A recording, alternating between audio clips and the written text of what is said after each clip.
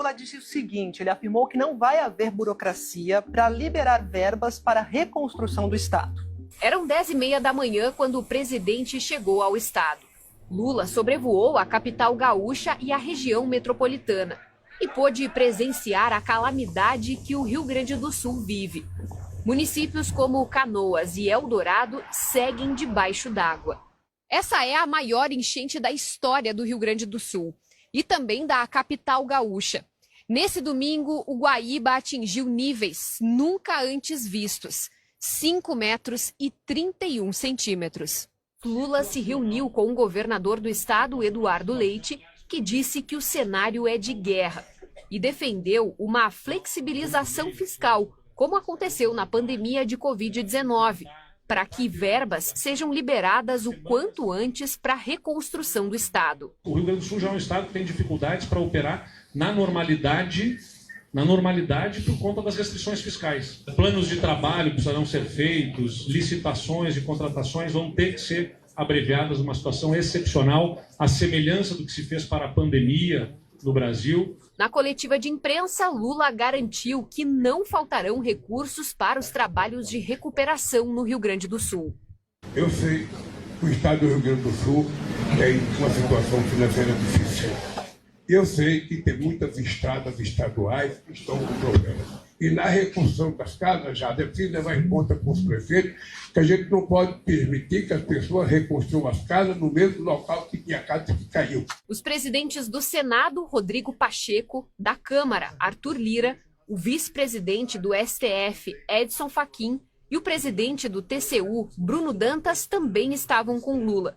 Com relação ao pedido do governador, Lira afirmou que deputados precisam discutir nos próximos dias uma medida totalmente extraordinária para garantir auxílio financeiro ao Estado.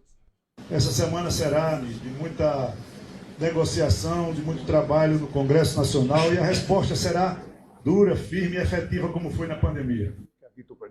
Depois da coletiva, em entrevista ao repórter Pedro Vedova, o presidente voltou a cobrar ajuda financeira internacional para a preservação do meio ambiente. Vamos sempre levantar a questão da necessidade dos 100 bilhões de dólares que foram prometidos em Copenhague em 2009 para ajudar os países na contenção do desmatamento, na preservação da floresta, no cuidado com a água.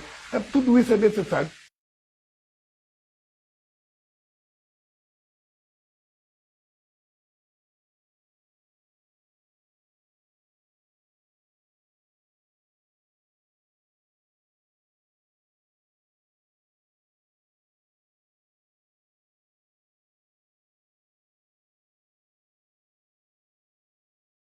Lula disse o seguinte, ele afirmou que não vai haver burocracia para liberar verbas para a reconstrução do Estado.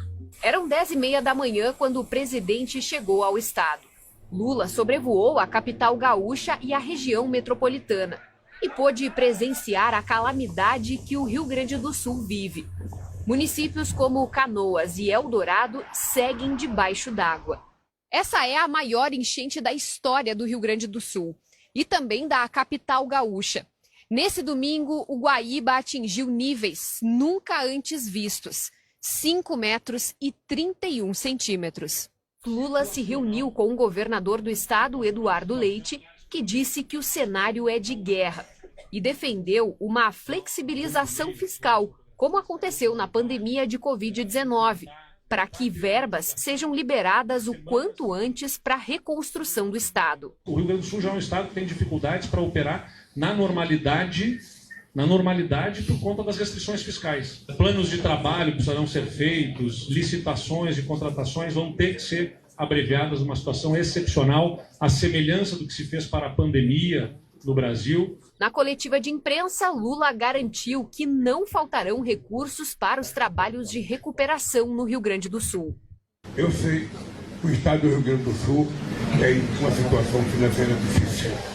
Eu sei que tem muitas estradas estaduais que estão com problemas.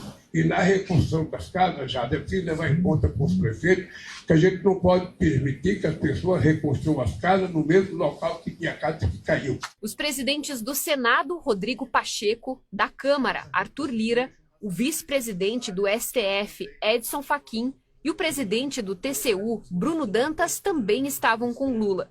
Com relação ao pedido do governador, Lira afirmou que deputados precisam discutir nos próximos dias uma medida totalmente extraordinária para garantir auxílio financeiro ao Estado.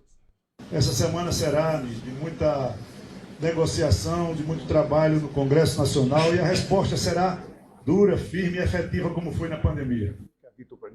Depois da coletiva, em entrevista ao repórter Pedro Vedova, o presidente voltou a cobrar ajuda financeira internacional para a preservação do meio ambiente. Nós vamos sempre levantar a questão da necessidade dos 100 bilhões de dólares que foram prometidos em Copenhague em 2009 para ajudar os países na contenção do desmatamento, na preservação da floresta, no cuidado com a água.